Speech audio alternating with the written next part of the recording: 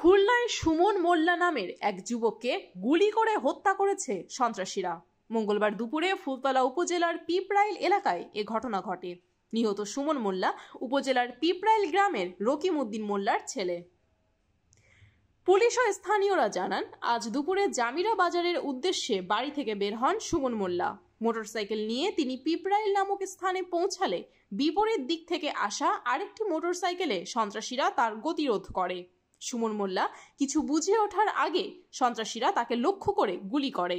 গুলিটি তার ডান থুতনি ভেদ হয়ে বের হয়ে যায়। এ সময় সুমন মোল্লা মোটরসাইকেল থেকে ছিটকে পাশের একটি ধান খেতে পড়ে যায়। সন্ত্রাসীরা গুলি করেই মোটরসাইকেল চালিয়ে ঘটনাস্থল ত্যাগ করে। স্থানীয়রা গুলির শব্দ শুনে ঘটনাস্থল থেকে সুমন মোল্লাকে ধানক্ষেত থেকে উদ্ধার করে খুলনা মেডিকেল কলেজ হাসপাতালে নিয়ে গেলে কর্তব্যরত চিকিৎসক মৃত ঘোষণা করেন তাকে।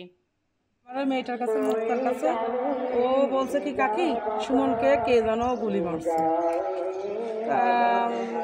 মারছে মনে হয় মারা গেছে। তখনই আসলে আমরা ট্রেনিং সেন্টারে রয়েছি, স্যারকে বলছে কি স্যার এরা আমাদের পাড়া প্রতিবেশী একটা জামাই হয়, তাদের গুলি মারছে, সে মেডিকেলে আনতে আনতে মারা গেছে, আমাদের ছুটি দিতে হবে। এখানে আসার পরে তার আত্মীয় স্বজনের ভিতর ছিল তার শালির ছেলেটা, তার সঙ্গে কথা হয়েছে। শালির ছেলে তো বলতেছে পরিকল্পিতভাবে একে মারছে। ফুলতলা থানা পুলিশের ভারপ্রাপ্ত কর্মকর্তা মোহাম্মদ জেল্লাল হোসেন বলেন, সুমন পূর্ব বাংলা কমিউনিস্ট পার্টির সদস্য। যারা তাকে গুলি করেছে তারাও পূর্ব বাংলা কমিউনিস্ট পার্টির সদস্য। পূর্ব শত্রুতার জের ধরে তাকে হত্যা করা হয়েছে। এই ঘটনায় তদন্ত চলছে। জান্নাত মিতু, খুলনা গেজেট।